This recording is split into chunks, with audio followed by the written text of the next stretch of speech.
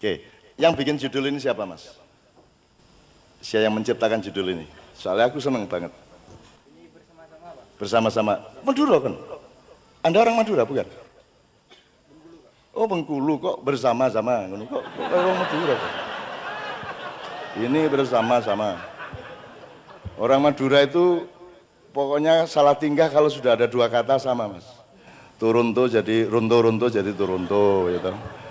Aku takon di Madura saya naik kendaraan terus berhenti, ada ibu-ibu nyunggi makanan gitu.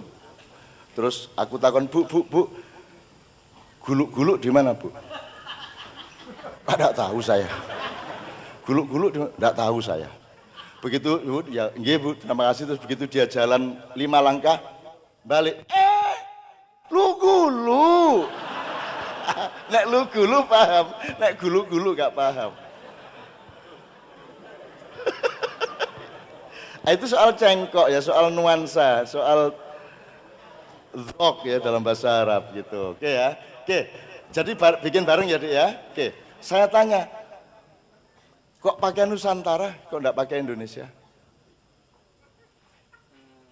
Enggak sengaja apa sengaja apa? Apa itu ideologi, apa itu rencana masa depan atau apa ini?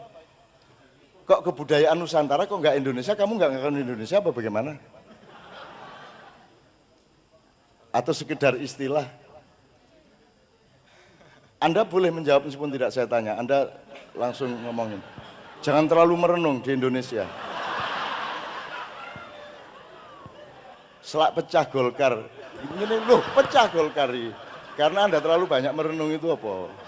Ayo Dek, why Nusantara? Why did you choose word Nusantara, not Indonesia? Kenapa kami pilih Nusantara? Karena menurut kami nilai-nilai yang ada di Indonesia itu telah lahir sebelum Indonesia itu ada. Jadi makanya kami pakai kata Nusantara. Gitu ya. Jadi nilai yang asli, real, historis itu Nusantara. Jadi Nusantara sebagai sebuah fakta sejarah gitu ya. Iya, Pak. Oke. Berarti Anda kalau saya ganti Indonesia mau enggak? Kalau di sini saya ganti berkepribadian dalam kebudayaan Indonesia boleh enggak? Sing cetha. Boleh enggak? Biar lebih pilih Nusantara, biar kita lebih paham nilai-nilainya dari dulu gitu loh Pak. Iya. Ada bedanya enggak Nusantara sama Indonesia sehingga sengaja atau tidak sengaja Anda pilih Nusantara? Ada bedanya enggak? Ada beda, karena pas Indonesia terbentuk itu tidak hanya dari orang-orang Nusantara aja, tapi sudah bercampur kayak Cina, Arab, maka terbentuk Indonesia gitu. Yang waktu Nusantara nggak ada Arab? Enggak, Nusantara itu kata yang menyatakan orang-orang yang dari dahulu telah ada di bumi Nusantara. Itu mungkin. Anda dari mana? Anda dari mana? Aslinya? Sumatera Selatan, Pak. Sumatera Selatan. Menurut Anda ini asli Nusantara apa enggak? Lihat wajahnya. Kalau yang dimaksud Nusantara itu belum ada Cina, belum ada Arab dan lain sebagainya. Ini saya nggak cari kebenaran sekarang, ini ganggu aja supaya Anda besoknya mikir gitu loh ya. Nah, kalau Palembang itu mesti ada hubungannya sama Putri Campa loh, Raden Patah aja blasteran Jawa Cina kok. Lah kalau lihat wajahnya masuk gini Jawa. Ini mesti rodok Cina-Cina dede. Cuman karena tidak keriting pasti bukan Arab. Makanya dia tidak masalah kalau kebudayaan Cina mengkooptasi kebudayaan Indonesia, yang dia marah itu yang Arab kan itu kan. Kira-kira ngono loh. Iya ya. Guyon rek, tapi serius ya toh. Oke, tapi pokoknya intinya ada bedanya ya Indonesia sama Nusantara. Bedanya. Jadi Anda tidak memperbolehkan kalau ini diganti kebudayaan Indonesia. Tuh, Mas. Boleh enggak ini? Secara akademis, secara substansial, boleh enggak diganti kebudayaan Indonesia? Ayo yang tegas. Enggak boleh Mas. Sudah setuju sama Anda Mas. Nek ngomong boleh cegat dalan. Ya. Nah sekarang Anda sudah paham belum Nusantara itu? Sejak kapan? Kalau Indonesia itu gini, Mas. Misalnya nanti Anda namanya tadi siapa? Hari. Hari. Yang ngasih nama? Orang tua. Oke, kalau yang ngasih nama Pak Lurah boleh enggak?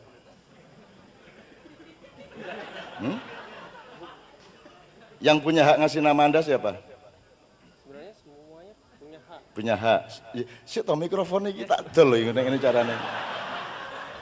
Oke, yang Anda namanya Hari. Iya. Oke, yang ngasih nama Anda Bapak. Sebenarnya siapa yang punya hak urut-urutannya? Bapak Ibu. Tapi kalau Bapak Ibu minta Pak Lurah boleh juga. Tapi kan tetap harus ditandatangani oleh Bapak Ibu. Jadi sebenarnya hak otoritas primer untuk ngasih nama adalah pada orang tua. Benar. Sekarang saya tanya, siapa yang ngasih nama Indonesia? Sopoy, mbahmu, bapakmu, tatonggomu, Ya, siapa? Siapa yang ngasih nama ini Indonesia itu siapa? Nggak harus dijawab, ini cuman memancing Anda supaya penelitian. Abad berapa kata Indonesia itu mulai diucapkan dan kemudian digunakan untuk nyebut kita bersama? Nggak tahu ya? Oke, nggak apa-apa. Nggak apa-apa, kita akan meneliti bersama supaya kita tahu. Loh kita ini dipanggil dengan kata Indonesia. Tapi kita tidak pernah marah, ini yang ngasih nama saya ini Pak Lurah apa Bapak saya? Kan nggak jelas sampai sekarang. Dan kita rela-rela saja. Tolong dipertanyakan martabatmu. Ada kita punya teman namanya Jemek. Jemek Supardi itu. Dia itu pokoknya teroris. Kalau siapa misalnya Pak Nevi punya anak, namanya Tegar Maulana. Terus Jemek datang mengunjungi Pak Nevi, mengunjungi anak yang lahir. Terus dia bilang, piye Darsono kabare gitu. Loh, jelas jenenge Tegar Maulana dhek ngeyel Darsono. Wah ganteng tenan Darsono. Gila gitu kan. Itu si Jemek. Jadi sampai hari ini anaknya Pak Nevi yang namanya Tegar Maulana itu dipanggil. Saya dulu pernah dipanggil Pak Harto dan saya marah besar.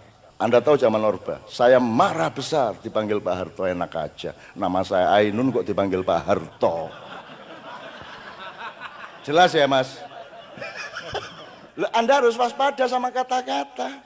Maka sekarang kita urus sejak huruf, sejak kata kita urus.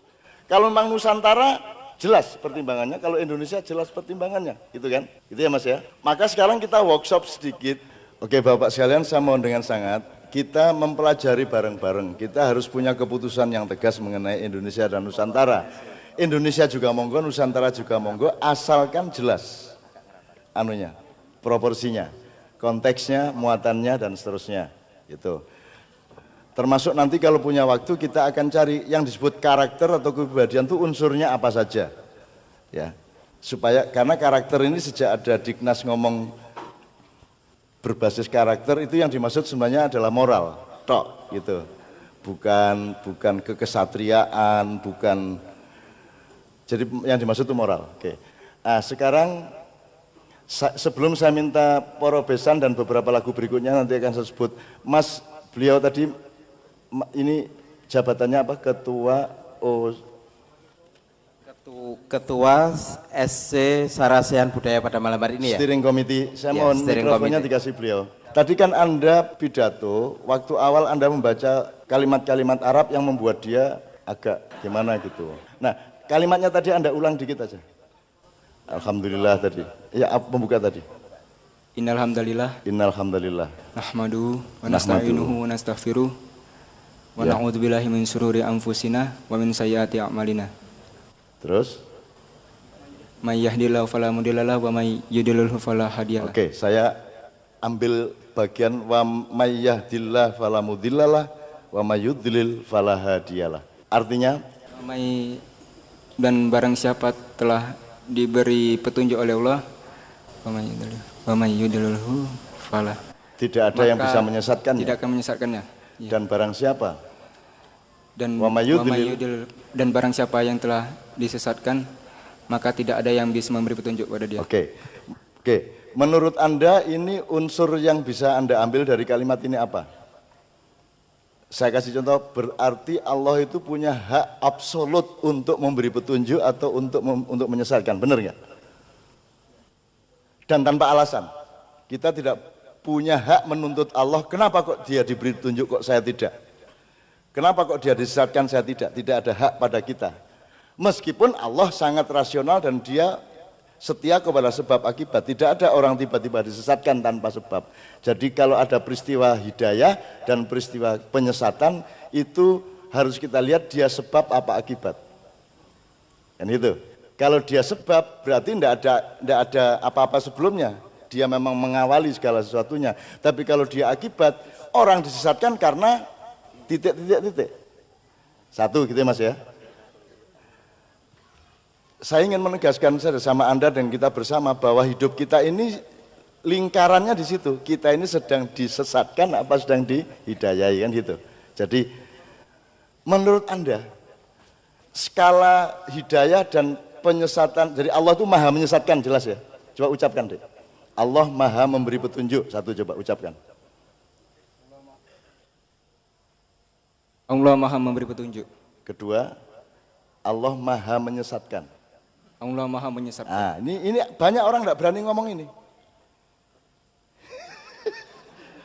Karena bingung loh, kok Allah menyesatkan. Dulu pancen ngono kuwi ya kayak iki. Itu diucapkan di setiap khutbah Jumat. Setiap hari Jumat kita mendengar itu dan tadi diulang sama dia dalam pidatonya. Jadi Allah itu maha menyesatkan. Namanya dalam bahasa Arab, dalam Asmaul Husna nama Al-Mudzil. Allah yang maha menyesatkan. SBW. Nek ora gelem metuwa.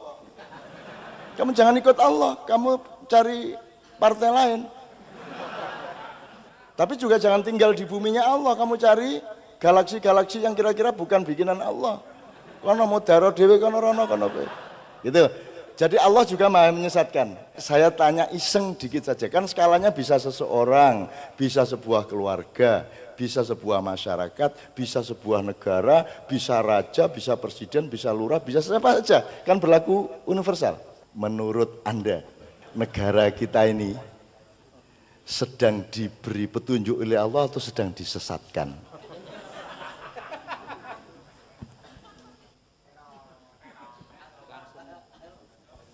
Disesatkan. Agak keras. Disesatkan. Disesatkan. Artinya presidennya itu presiden kesesatan. Demikian juga DPR-nya, parpolnya dan sebagainya. Atau ada potensi disesatkan, ada potensi dihidayai. Kan ada variabel-variabel. Ada plan A, plan B, plan C, ada opsi 1, 2, 3. Tapi mainstreamnya atau primernya disesatkan menurut Anda gitu ya. Nah, jadi Anda mau nggak meneruskan kesesatan ini? Nggak mau. Oke, jadi malam ini kita harus punya pemikiran yang jelas, landasan keikhlasan yang jelas dan setup masa depan yang jelas bahwa kita tidak akan meneruskan kesesatan ini sehingga kita harus membuat sesuatu berdasarkan petunjuk Allah. Kan gitu ya, Dek ya? Sip. Untuk itu studinya harus benar-benar matang. Harus ngerti yang disebut Nusantara itu sebenarnya apa, Indonesia itu apa dan seterusnya harus matang. Anda mahasiswa, Anda harus melakukan penelitian terus menerus. Jadi menurut saya di luar kewajiban akademis Fakultas Hukum ada baiknya ada kelompok-kelompok yang studi itu untuk S2, S3. Jadi Nusantara itu misalnya dimulai tahun berapa, abad berapa. Jadi misalnya Islam datang ke sini itu menghancurkan Nusantara atau kerja sama-sama Nusantara. Itu kan harus dihitung. Islam datang ke sini abad berapa? Mas mikrofonnya. Abad ke-12-13. 12-13, oke. Bagaimana kalau ada situs kuburan Islam bernama Fatimah abad 7? Gimana? Ya, sepengetahuan saya yang sudah baca, emang ada beberapa teori tentang masuknya Islam. Ada yang awal, pertengahan sama. Gini, bagaimana kalau suatu hari Anda menjumpai resources, manuskrip yang mengatakan bahwa Sayyidina Ali bin Abi Thalib itu begitu Abu Bakar jadi khalifah, dia minggir dari Arab dan tinggal di Pulau Jawa sampai ke Sumbawa selama 13 tahun. Piye nek upamane ana ngono njur kowe piye ayo. Makanya dongeng mengenai dan cerita mengenai Bagendo Ali, Hasan Hussein itu sangat populer di Madura, di mana-mana. Karena Ali dulu jangan-jangan tinggal di sini 13 tahun. Yang paling lama di Menturo, Jombang, tempat saya itu. Ya aku paling ngomong ini soalnya udah ada penelitian gitu. Kira-kira jangan kaget. Jadi Islam sudah datang ke sini bahkan sebelum Rasulullah meninggal dunia. Islam sudah datang ke sini. Dan seterusnya. Itu kita teliti, bukan saya bilang saya benar loh ya. Ini kita teliti bersama, kalau enggak kita salah sangka nanti. Menurut Anda Nusantara sama Indonesia lebih tinggi mana peradabannya? Nusantara. Sip, dah. Tapi kan harus ada fakta-fakta, harus ada penelitian, harus ada bukti-bukti. Gitu ya. Ah, ini banyak sekali Mas, kalau kita mau ngomong ini kita sarasiannya minimum 5 kali. Ya tapi kan kok entek duit dekan gitu. Terus gak usah wis. Kapan-kapan aja kita, tapi pokoknya kunci-kunci almari kehidupan masa depan kita buka. Karena barang siapa ingin memiliki masa depan, dia harus berkaca kepada masa silam. Kan begitu? Tidak mungkin orang berjalan ke masa depan tanpa melihat masa silam. Tidak mungkin Anda nendang penalti akurat dan tinggi energi yang mendorong bola itu kalau Anda tidak mundur beberapa langkah, betul enggak? Betul enggak? Jadi mundur, gak ono ini bal terus ono penalti, Messi terus dia ya gak ono yang ini rek, mundur baru set gitu. Mundur dulu ya toh. Nah, Anda juga harus mundur. Saya ingatkan sebelum lagu saya ingatkan salah satu yang saya ambil dari Nabi Khidir alaihissalam adalah ajaran mengenai siklus waktu. Jadi Nabi Khidir bocorin kapal itu masa kini, Nabi Khidir mencekik anak kecil itu masa depan, Nabi Khidir menegakkan pagar miring itu masa silam. Jadi urut-urutannya masa kini, masa depan, masa silam, masa kini, masa depan, masa silam. Kalau Anda mau cepat majunya, Anda harus berputar sesuai dengan siklus itu tadi. Makanya ibu-ibu, bapak-bapak kalau marah sama kamu dulu ketika kamu suka bolos, bapak bilang gini, kamu itu bolos, bapakmu kerja keras, kamu disekolahkan mahal-mahal, bolos saja, itu kan. Bolos kan peristiwa sekarang, lambang kekinian. Terus kalimat berikutnya, kamu mau jadi apa besok-besok, gitu kan, masa depan. Terus kalimat berikutnya, bapak dulu, nah gitu kan, bener gak? Sudah itu naluri manusia, jadi Allah itu mengajari lewat naluri Anda bahwa hidup itu kayak begitu siklusnya. Udah percaya gak? Percaya kon dadi bapak yang ngunu umur-umuring. Kon iku tak tempeling kapok kon. Bolos saya. Ngaji gak sregep. Dadi apa kon meneh? Dadi preman ta ya apa? Gitu kan. Bapakmu biyen nah gitu. Mesti gitu. Jadi bapakmu biyen luwih nemen. Cara imam. Oke, saya minta 3 lagu sekaligus. Kita dengarkan sambil santai Pak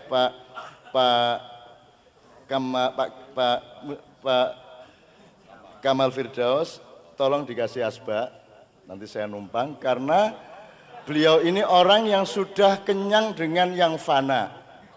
Fana itu sesuatu yang sifatnya sementara, harta benda, jabatan, eksisten itu fana.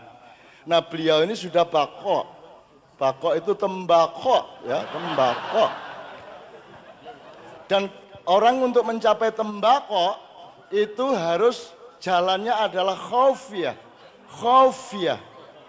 Kalau tidak ada khafiyahnya, tidak enak tembakaunya.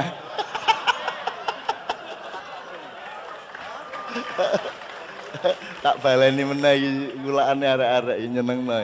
Lho itu tembakau itu asal usulnya dari kata tembe ing burine sok-sok bako. Jadi akhirnya disingkat tembakau. Serius itu. Jalannya adalah 2. Yang satu khaufiyah. Diwujudkan dengan kopi, yang satu diwujudkan dengan kopiah. Itu ceritanya, Rek.